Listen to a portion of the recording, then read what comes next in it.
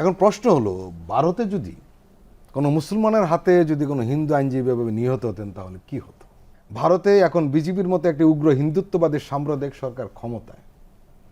ভারতের সংখ্যালঘুদের কি অবস্থা সেই বিষয়টি বাংলাদেশের পক্ষ থেকে, বাংলাদেশের মিডিয়ার পক্ষ থেকে তুলে ধরলে তো মনে হয় যথার্থ জবাব হয়। আপনি কি মনে করেন?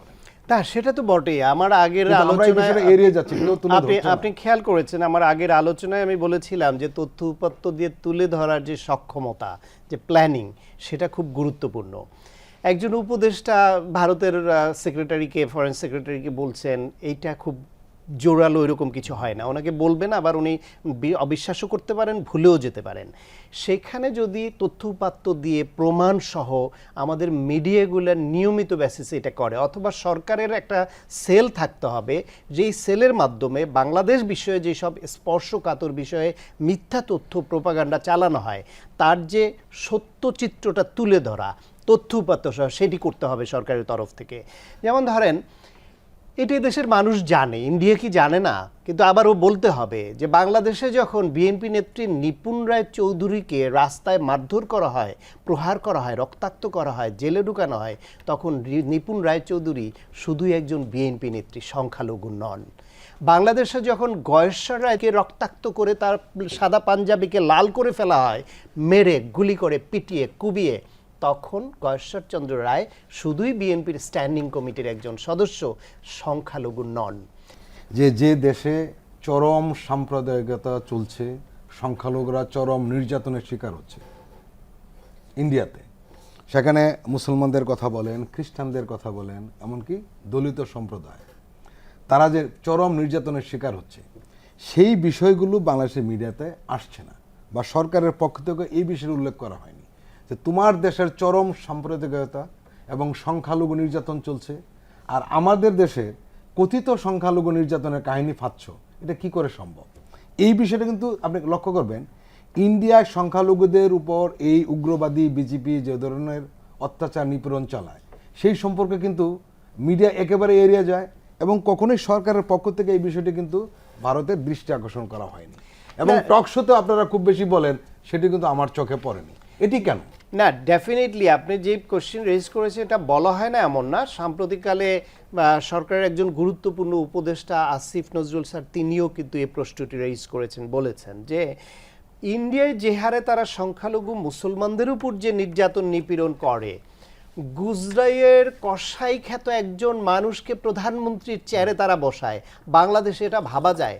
বাংলাদেশে আপনি কোনো একজন রাজনৈতিক নেতা, সে যদি সংখ্যালঘু সম্প্রদায়ের উপর নিপীড়ন চালিয়ে, হত্যাকাণ্ড ঘটিয়ে, রায়ট বাজিয়ে এরকম কসাই উপাধি পায়, সে আবার বাংলাদেশের কোনো গুরুত্বপূর্ণ চেয়ারে বসবে? প্রধানমন্ত্রী রাষ্ট্রপতি হয়তো দূরের কথা। সুতরাং ভারতের থেকে আমরা যে সাম্প্রদায়িকতার দিক থেকে, কালচারালি, সামাজিকতার দিক থেকে, সভ্যতার দিক থেকে অনেক এগিয়ে আছি, সেটা তো ওই একটা ইন্ডিকেটরই যথেষ্ট যে ওই দেশে ওরা ভারতের প্রধানমন্ত্রীর পদে গুজরাটের কসাই খ্যাত একজন লোককে বসিয়েছে। আজকে বাংলাদেশে যে পরিমাণ, যেরকম মুসলমান সম্প্রদায়ের পরিকল্পিতভাবে একজন অ্যাডভোকেট আলিফকে যেভাবে নৃশংসভাবে হত্যা করা হলো, তার একটা ঘটনা ইন্ডিয়া ঘটলে তার পরের দিন কচুকাটা করে ফেলতো মুসলমানদের।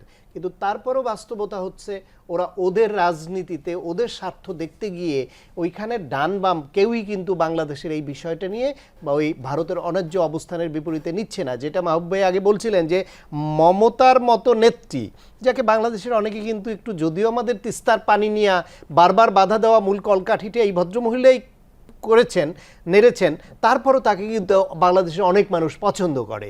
সেই তিনি, যিনি ভারতের পশ্চিমবঙ্গে, এইখানে কলকাতায় মুসলমান 25 থেকে 27% মুসলমানের ভোটের সমর্থন কিন্তু মেজরিটি তার পক্ষে যায়, সেই ভদ্রমহিলাকেও বিজেপির সঙ্গে পাল্লা দিয়ে হিন্দুদের সমর্থন ধরে রাখবার জন্য বাংলাদেশ বিরোধী মিথ্যা তথ্যকে সে আপহোল্ড করে বাংলাদেশে শান্তিরক্ষী মিশন মোতায়েনের দাবি পর্যন্ত তুলে ফেলেছিলেন। যদিও পরে সুর একটু নরম করেছেন, একটু শিফটিং হয়েছে, হয়তো বুঝতে পেরেছে কংগ্রেসের মতো বিশাল দল। ভারতের রাজনীতির স্বার্থে তাদের বেশিরভাগ লিডিং যে দল, তারা কিন্তু তাদের রাজনীতির স্বার্থে বাংলাদেশের ন্যায্য কথাগুলো বলেন না। বাংলাদেশে বরং অনেক বলা হচ্ছে, কিন্তু এটাও বাস্তবতা, বাংলাদেশে গত 16 বছর ধরে ব্যাপকতা লাভ করলেও 53 বছর ধরেই বাংলাদেশের এমন কোনো উইং নাই, সেটা সংবাদ মাধ্যম বলেন, সেটা প্রশাসন বলেন, রাজনীতিবিদ বলেন, বিভিন্ন বাহিনী বলেন, তার মধ্যে বিশেষ স্বার্থের দিয়ে অথবা বিশেষ কৌশলে ইন্ডিয়া তাদের নিজস্ব লোক তৈরি করেনি। তারা বিভিন্ন রকমের সফরের নামে গিয়ে প্রমোদ ভ্রমণ করিয়ে, আর্থিক সুবিধা দিয়ে, পুরস্কার দিয়ে, সাহিত্য সংস্কৃতি বিভিন্ন বাহিনী প্রশাসনে তাদের নিজস্ব লোক তৈরি করে।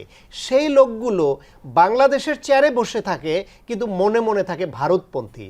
ফলে এত সহজ নয় তাদের বিরুদ্ধে এখানে তাদের সপ্তথুপাত্য তুলে ধরে যেই আকাঙ্ক্ষাটা আপনি করেছেন, যে আকাঙ্ক্ষা আমাদেরও আছে, কিন্তু এটা এত সহজ নয়, এটাও বাস্তবতা।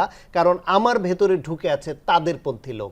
এই লোকগুলোকে চিহ্নিত করে নতুন বাংলাদেশে, নতুন যে গণ অভ্যুত্থান পরবর্তী বাংলাদেশে আমরা চাই, সেখানে যাতে ওই লোকগুলোকে চিহ্নিত করে তাদেরকে নিষ্ক্রিয় করা হয়, তাদের ওই চেয়ার থেকে বিদায় দেওয়া হয় প্রয়োজন হলে, এবং বাংলাদেশ পন্থীদের যেন যথাযথ জায়গায় বসানো হয়।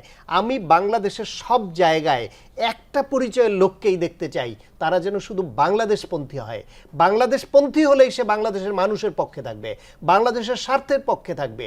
গত 16 বছর আমাদের রাজনীতিবিদদের মধ্যে আমি খুব দুঃখ করে বলতাম, ধর্মভিত্তিক রাজনীতি যারা করে তারা, বাম রাজনীতি করে যারা তারা, এমনকি মধ্যপন্থী দলগুলো, ফ্যাসিবাদ বিরোধী যত দল আছে তাদের দিকেও তাকিয়ে থাকতাম যে ইন্ডিয়া বাংলাদেশ প্রশ্নের যে বিভিন্ন ভূমিকা নিচ্ছে, বর্ডার কিলিং সহ সব, কিংবা ওই দেশের মুসলমানদের যে তারা নিপীড়ন করছে, অথবা বাংলাদেশের হিন্দুদের বিষয়ে তারা যে মিথ্যা তথ্য প্রচার করছে, সেই নিয়ে স্ট্রং কোনো প্রতিবাদ আমি কিন্তু অন্য রাজনৈতিক দলগুলোর মধ্যেও আগের মতো পেতাম না, গত 16 বছরে পাইনি।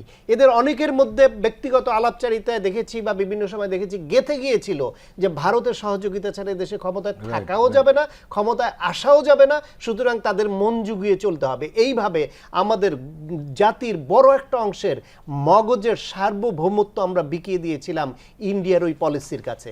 সুতরাং সেখান থেকে আমরা বেরিয়ে আসছি, যাদের মগজে এখন ছিটা ফোটাও ওই চিন্তা আছে, মগজ থেকে ঝেঁটিয়ে বিদায় করতে হবে ওই চিন্তা যে ভারতের সহযোগিতা ছাড়া বাংলাদেশে রাজনীতি করে ক্ষমতায় যাওয়া যাবে না, থাকা যাবে না, এখন ওই বাংলাদেশটাই। চিত্রটা কিন্তু উল্টো। এখানে বাংলাদেশের রাজনীতি করতে হলে বাংলাদেশপন্থী ভারত প্রীতি ছাড়তে হবে এবং বাংলাদেশপন্থী হতে হবে। না, ভারত প্রীতি বলতে আমি আবার এটাও পাশাপাশি বলি, আগের আলোচনায় বলেছি, ভারত আমাদের বৃহৎ প্রতিবেশী, তাদের সহযোগিতা আমাদের লাগবে, আমাদের সহযোগিতা তাদের লাগবে। আমরা তাদের সঙ্গে বৈরিতা চাই না, সাম্য ও আত্মমর্যাদার ভিত্তিতে বন্ধুত্ব চাই উভয়ের স্বার্থে। সেই বিবেচনায় ভারতকে আমরা বৈরীও করতে চাই না, কিন্তু ভারতের অন্যায্য কোনো দাবিকে মেনে নেওয়ার জন্য আমার মগজের মধ্যে সার্বভৌমত্বে তোকে বিকিয়ে দিয়ে আমি তাদের কাছে দস্তখত দেব, সেই মানসিকতাটাকে ঝেঁটিয়ে বিদায় করতে হবে মগজ থেকে।